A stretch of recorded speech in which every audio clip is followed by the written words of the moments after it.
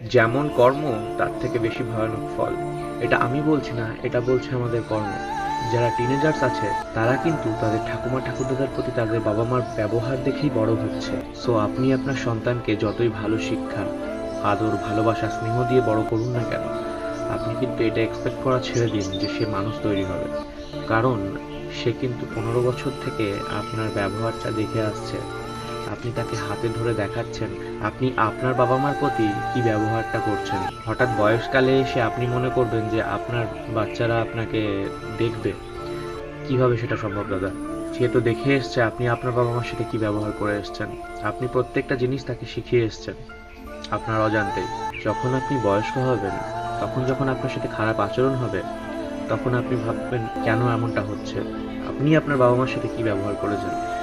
So ভগবানকে দোষ দিয়ে লাভ নেই। বাবা মা তো আমাদের একটাই, তাই না? তো তাদের যত্ন নিন।